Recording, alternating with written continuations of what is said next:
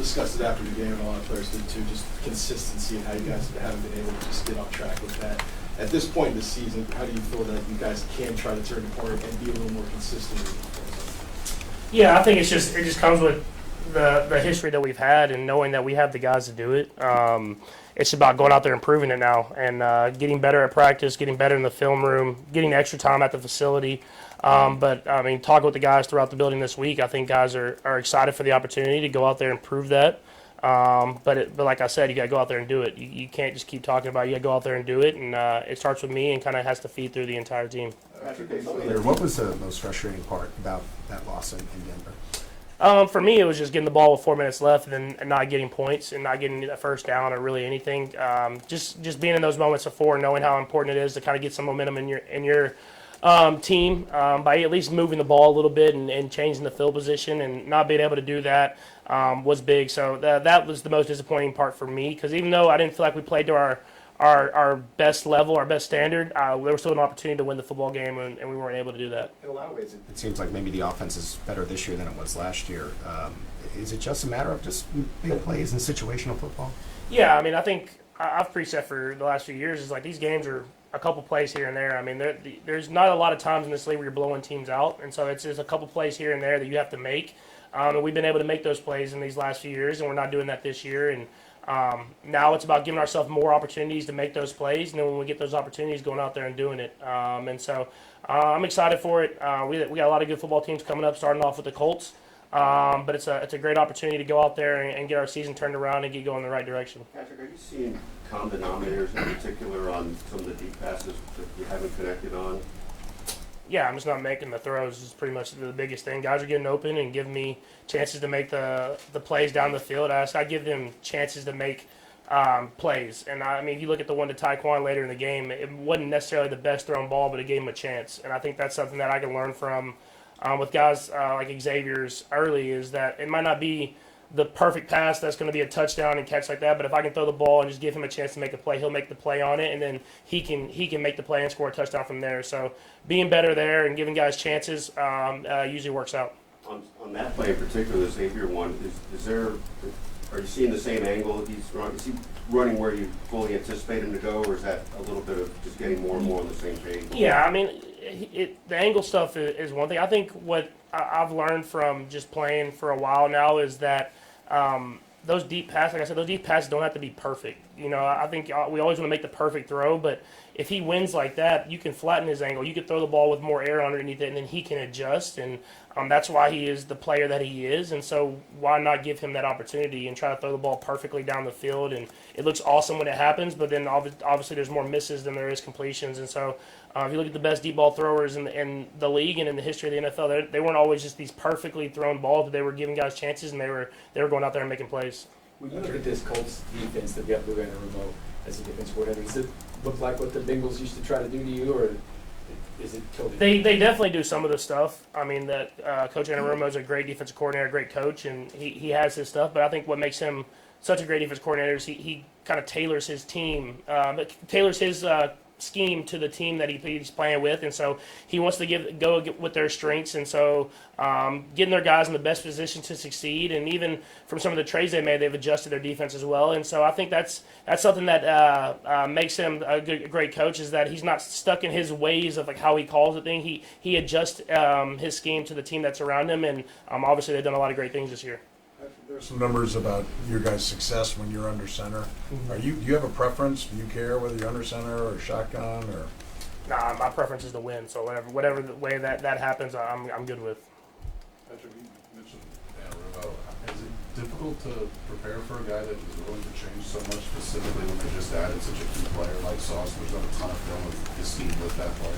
I mean, obviously there's going to be some difficulties there, but at the same time, we've played him so many times that you just go back and watch every game that you played against him and see the different things that he's done to you, the change-ups he's thrown at you, and then know there's going to be a wrinkle that he has this game, and try to make a positive play out of it. It doesn't have to be a home run shot or whatever it is, but getting the ball to a check down, getting the ball to a guy that can get 5 to 6 yards, and then kind of getting back into the flow of the game. I think that's something that's important against him, is that he'll continue to throw different things at you just to make sure that you're not settled with what he's calling, and that's something that I have to continue to be great with throughout the entire football game. Patrick, run balance has been the topic this week for whatever reason, and RPOs by extension of that. I guess as you look at all the RPOs this year, how have you felt about your decision making, right or wrong, on certain plays? Yeah, I feel like I've done a good job of it. I think there's times where I should hand it, and there's times where I should throw the ball more, and I think you just have to continue to read and get better and better with it. I think more than anything, it's just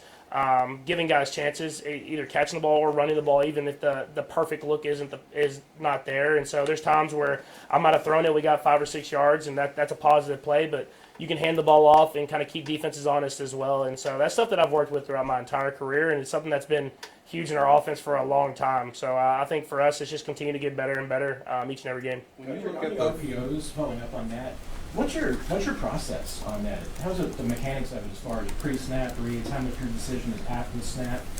How does it work for you? I mean, there's multiple. There's times we coach Heck and Coach Reed and all them. They coach multiple ways of reading it. I mean, there's times where we're reading a certain guy, and there's times where we're reading coverages, and there's times where you're reading space. And so it just kind of depends on that week and the team that you're playing, and being able to adjust accordingly. And so, like I said, you can. Our goal is to get 5 or 6 yards on every single time we run an RPO, either running the ball or throwing the ball, and I think we've done a good job of that throughout the season. But at the end of the day, like I said, sometimes you got to hand the ball off, even if the throw gets you 5 or 6 yards, just to keep the defense honest and to set up other stuff throughout the rest of the game. Patrick, there's a lot of conversation about the deep ball, but you don't have a lot of targets in the intermediate. Do you feel like there's, for lack of a better term, more meat on the bone there, that you could work that area a little bit more? Yeah, I mean, it's just kind of the coverages that we've been getting. I mean, teams are playing more man coverage against us, which gives more opportunities to throw the ball down the field. But until we prove that we can hit those throws down the field, then teams are going to continue to play man coverage. And so that's something that's going to be important for us, is to hit some of those throws. And once we start hitting some of the throws, like you saw this last game against Denver, you hit one deep throw, and all of a sudden the offense opens up.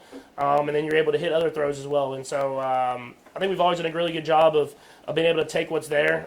It's just about hitting some of those deeper throws to loosen the defense up, and then give us opportunities to throw the ball everywhere throughout the offense. Anything you can pinpoint, Patrick, when you go back and rewatch the film, as to why you guys have had slower starts than usual on offense this season? I mean, there's been games where we've had great starts and we've usually won them, and there's been games where we don't have good starts and we've lost them this year. And so I think just learning from those. I mean, like this last week, if you hit the throw to Xavier, that's a great start, and then the Taekwondo after that. And so it's just little things here and there, but those little things add up. And I think that's something that we have to continue to get better and better at. I have to be better at getting us going in the right direction. If I'm going to make that throw to Xavier, I got to hit it. If not, I got to hit Travis to keep the chains moving. And those are those decisions that I have to make. And when I make those decisions, I have to go out there and execute them. Todd? Coach is so even-keeled. Everything's kind of the same. He keeps the routine. You get in a game like this, you're 5-5, it's obviously a big game. How do you handle that kind of the sense of urgency throughout the week? I mean, you ratchet things up in the meetings, practice? I mean, how do you go about kind of doing that as a leader on the offense? Yeah, I mean, just like if you were going to like a big divisional game or a playoff game, whatever it is, you just know what's at stake. And so you try to prepare yourself throughout the week and do the little extra stuff so that your mind can be settled on game day, and then you can go out there and just play, knowing that you need to go out there and win the football game, and know we're playing against a really good football team that's playing great football right now, and it's a great opportunity at the end of the day. Like obviously we're 5-5, not where we want to be at, but we get to write the rest of this season's story, and it starts this week with the Colts at Arrowhead, and I'm excited for us to go out there and do it. I know you guys talk a lot about hold yourselves accountable. How do you hold teammates accountable in meetings, practice? I mean, how does that frame it? Yeah, I think it just first you got to go out and do it. Like I'm always you have to go out there and show that you're going to put in the work. And I think if you do that, you can ask guys and push guys to do more.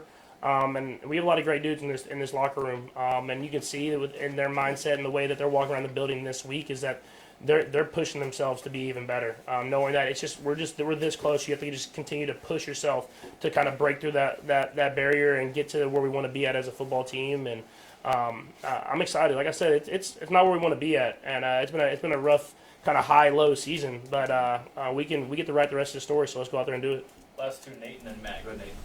Patrick, you've been really high on Josh Simmons ever since the team selected him in the draft. With him coming back and playing against those dominant pass rushers, did you learn anything extra, or is it just sort of reaffirming what you guys knew about how talented he could be? Yeah, I mean he's a great football player, and he's gotten better every week that he's played, and he'll continue to get better. I think just for him, it's just going to continue to stack days on days of just getting better, pushing himself to be the best player that he can be.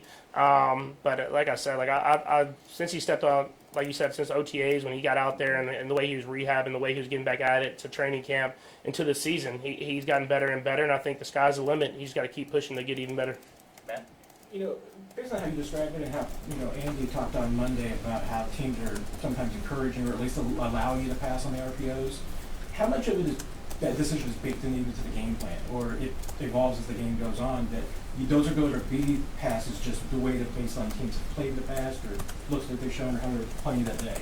Yeah, I mean, there is. I mean, like the first play of the game this last week, I mean, with that pressure, the safety pressuring like that, we knew they might get into a run blitz type thing, and you throw the ball out to Rashid, you get a first down, you kind of get the things going, and so that's the stuff that you want. But then there's times where you throw the ball and it might get 3 yards, like I did Travis later in the game, and you want to make sure that you give guys chances to run the football on plays like that. And so just reading the coverages, understanding what the defense is doing, and then making the best decision you feel like for the team. Thanks,